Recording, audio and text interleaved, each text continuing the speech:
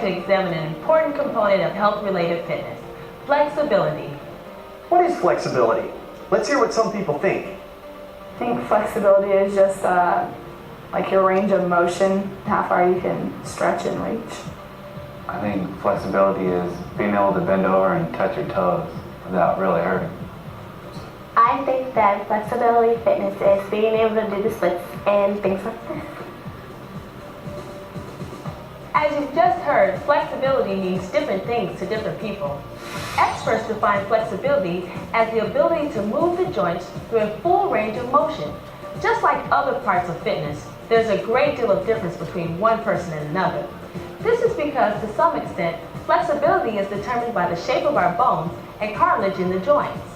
It's also greatly affected by the length of the muscles across a joint and the length of the tendons that connect the muscles to the bones.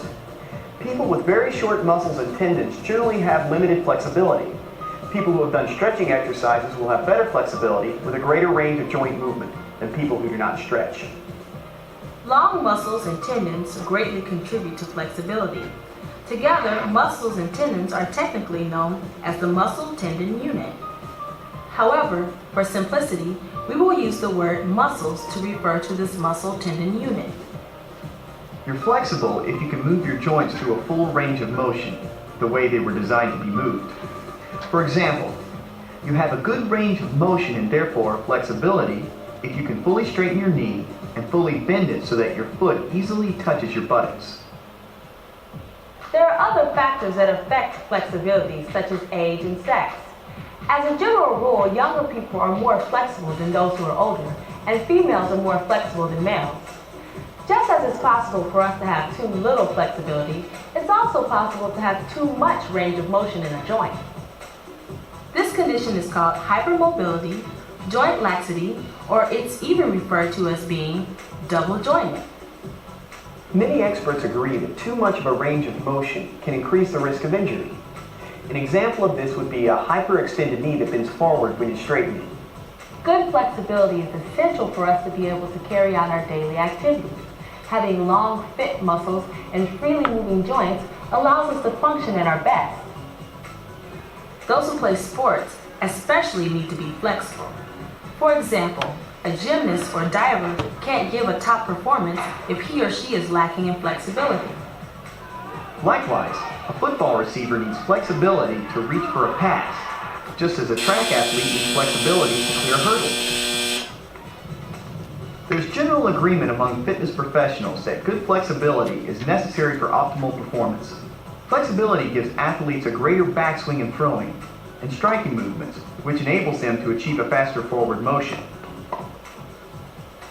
Good flexibility also has the benefit of helping us avoid injuries, whether we're athletes or not. Short muscles are more easily injured than longer ones. Even our daily activities can cause a muscle to be overstretched and can result in an injury if the muscles are too short. Flexibility is also very important in maintaining good posture. Short muscles in the back of the legs, and in the hip area can result in poor posture and possible back and other joint pain. Those with poor flexibility are thought to be more likely to have increased risk of muscle and joint injury. Some people confuse stretching with flexibility. Stretching is a method of getting fit, and flexibility is a type of fitness. So stretching exercises are what you do to become more flexible. There are 3 major reasons for doing stretching exercises. You've already learned about the first reason, stretching to improve flexibility. A second reason for doing flexibility exercises is to help you relieve a muscle cramp. Cramps are often felt in hot temperatures when the body is overheated. The third reason for doing stretching exercises is to warm the body up before a workout or cool the body down after a workout. A good warm-up includes stretching several muscle groups before beginning more vigorous activity. For example, athletes of all kinds warm up before participating in games. Gymnasts, track runners and jumpers, volleyball players, and athletes of all kinds perform a warm-up before beginning their activity. Experts now agree that it's best to do a general body warm-up before doing your stretching warm-up. The general body warm-up can include easy jogging, performing slow and easy skill drills, or some other moderate activity that gets the body and muscles warm. This general warm-up is sometimes called a cardiovascular warm-up. After the general warm-up, stretching several major muscle groups is recommended.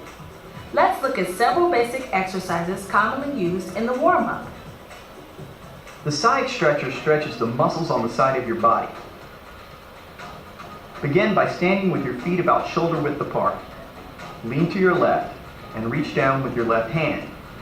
Reach over your head with your right arm and hold for 15 to 30 seconds. Don't twist or lean your body forward. Now, repeat on your right side. The knee to chest exercise stretches muscles of the lower back, hips, and buttocks. You begin by lying on your back. Lift one leg off the floor with your knee bent. Hug under the thigh of your lifted leg with your hands.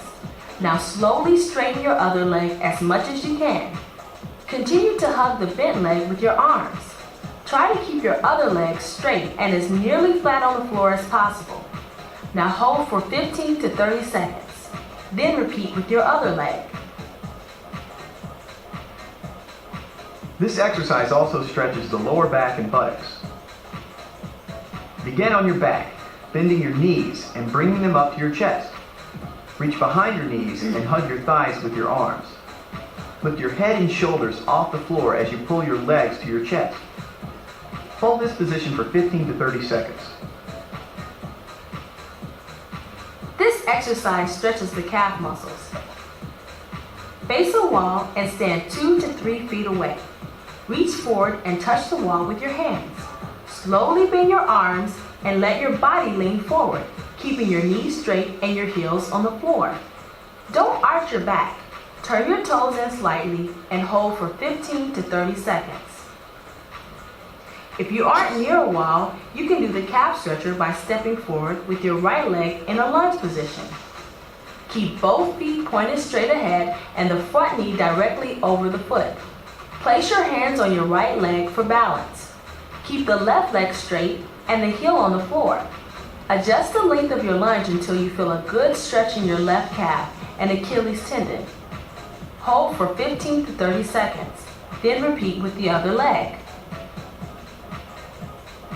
These stretching exercises are a good warm-up for most activities, such as jogging, swimming, and many moderate activities. For those of you involved in vigorous sporting activities, other stretching exercises should be added to help you get ready for that specific sport. The same exercises can be used for a cool down after your workout. A total exercise program should include flexibility exercises as a part of the warm-up and cool-down. Stretching all of the major muscles you plan to use in a workout prepares you for safe and effective exercise. Just remember to do a general body warm-up before you stretch. Stretching exercises are also an important part of the cool down. You can use the same exercises from the warm-up as cool down exercises. Some experts feel that stretching after exercise is best because muscles stretch better when they're warm. While it's important to warm up and cool down with stretching, the warm-up and cool down do not take the place of a good stretching workout designed to build good flexibility. Stretching exercises for flexibility should be part of your regular training program along with activities for muscle fitness and cardiovascular fitness. The general body warm-up and the stretching warm-up are good to do before you do your stretching program for flexibility. You can find out if you have enough flexibility by taking flexibility self-assessments. The best self-assessments focus on the major muscle groups of the body that are associated with poor posture, back pain, and those muscles that can limit daily functioning. Before trying the following self-assessments, do a general body warm-up and slowly practice the assessment several times before you do a full-fledged self-assessment. Let's take a look at 2 examples of flexibility self-assessments. The sit and reach focuses on assessing the flexibility of your legs and hips. Begin by taking off your shoes and placing the sole of one foot against a box or bench. Bend the other leg so that this foot is flat on the ground. Place one hand over the other and slowly reach as far as you can with your arms fully extended. Hold your position. A partner should place a ruler on the box or bench so so that it extends 9 inches beyond the end of the box. When you've reached as far as you can, record the number of inches on the ruler at the end of your fingertips. Your partner will determine the number of inches you've reached. Repeat this test 3 times on each side and average your score. The zipper assesses your shoulder, arm, and chest flexibility. Move your right arm and hand over your right shoulder and down your spine. Hold this position while you reach your left arm and hand behind your back and up the spine to try to touch or overlap the fingers of your right hand. Now do the same test on the other side. If you can touch or overlap your fingers, you pass this self-assessment. There are many different self-assessments because there are many different muscle groups and joints in the body. You've learned one assessment for the upper body and one for the lower body. You'll probably want to learn other self-assessments for other muscles and other joints. You can ask your teacher or consult your textbook for additional assessments. Now that you know something about how to assess your flexibility and something about the warm-up and cool-down, you're ready to learn more about how to plan a stretching program for total flexibility. For optimum benefits, you should use a balanced training program that includes both strength and flexibility exercises. This will ensure that the short, strong muscles on the front of the body are stretched and the usually weaker, long muscles on the back of the body are strengthened. Before you begin your stretching program, you need to know how to correctly perform the stretching exercises you've selected. You also need to understand the 3 principles of exercise as they pertain to flexibility. They're the principles of overload, progression, and specificity.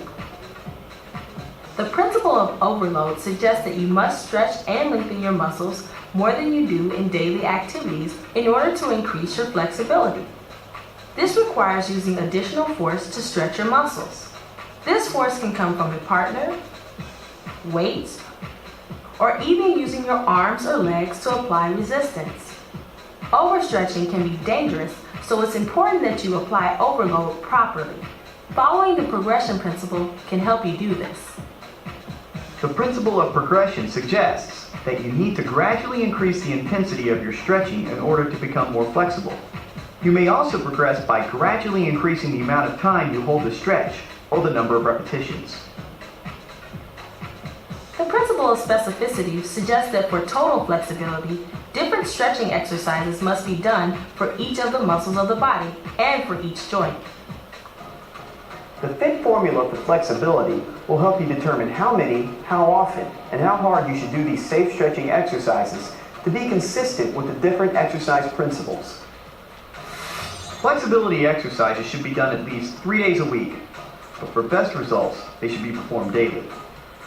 To develop flexibility, your muscles must be stretched approximately 10% longer than their normal length.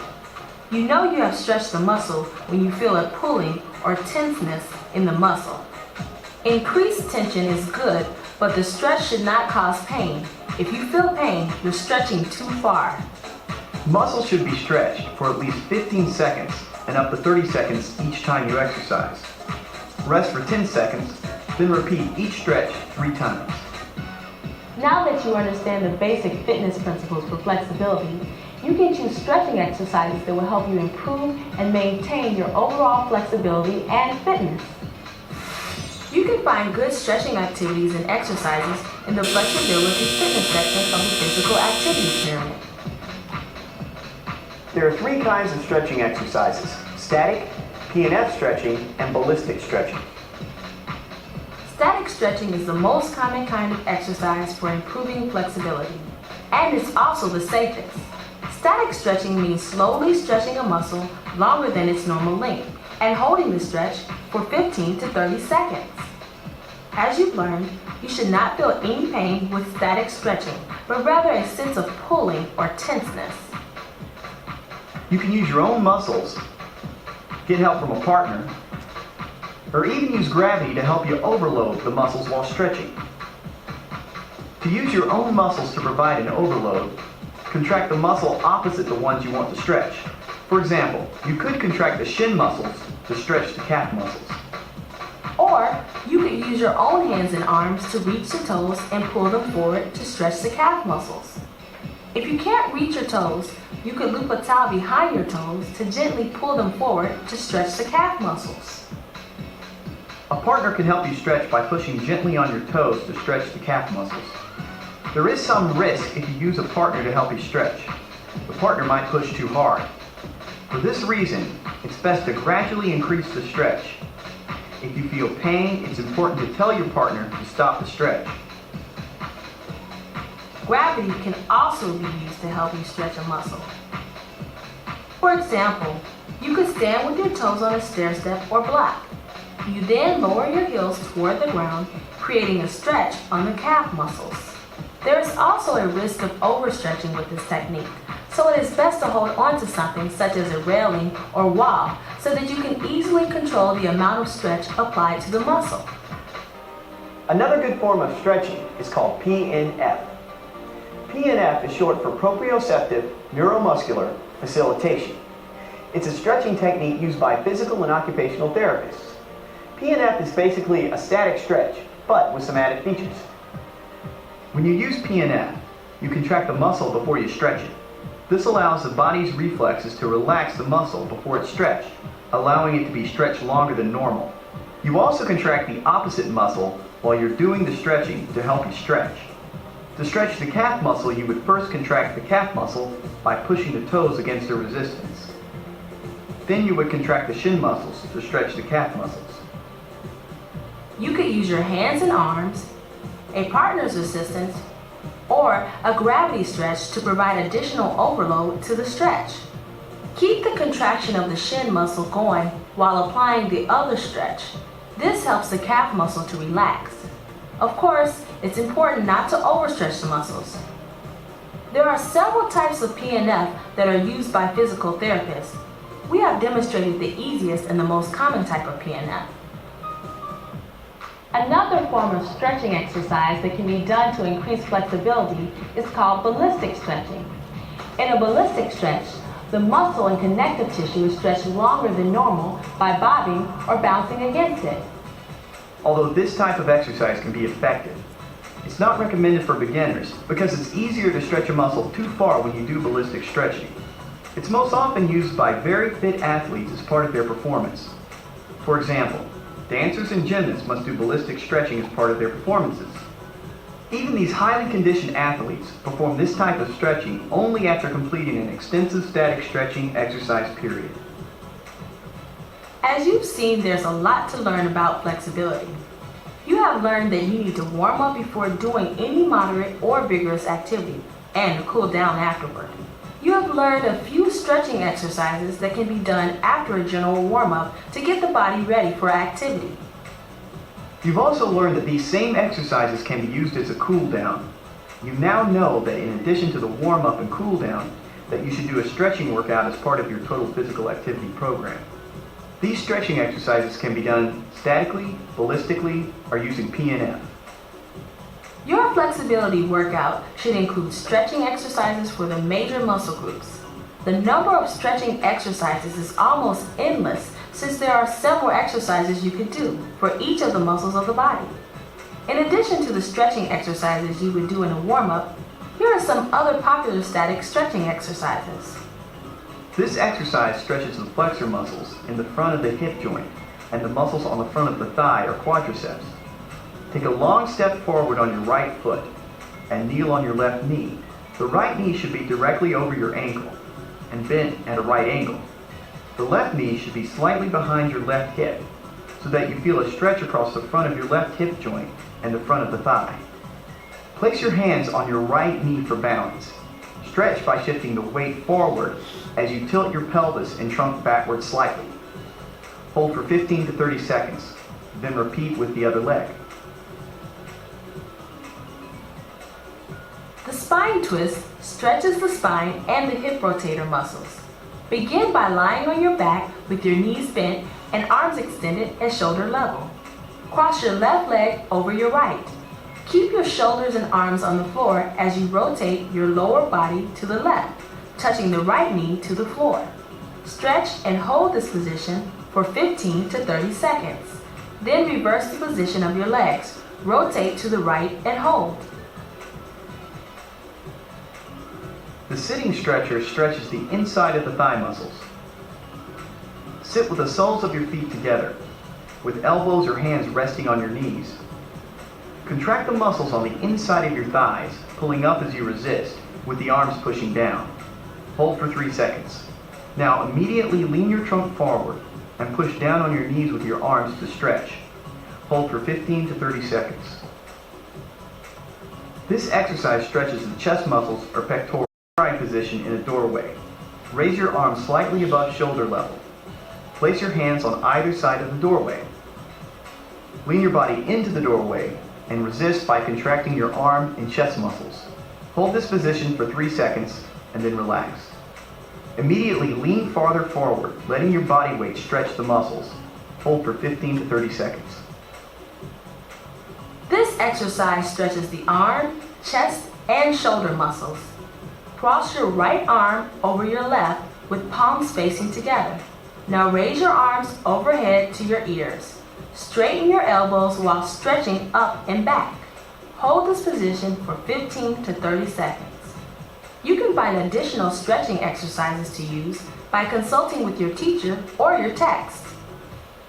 Flexibility is not only important for maintaining good posture and improving athletic performance, it's also valuable in reducing the risk of muscle and joint injuries and the pain that often accompanies these injuries. You can use the self-assessments in this program to assess your flexibility. Then you can select safe exercises and create a regular stretching program to improve your flexibility. The result will be that you'll feel better and be able to do the activities that you enjoy for a lifetime. Good luck.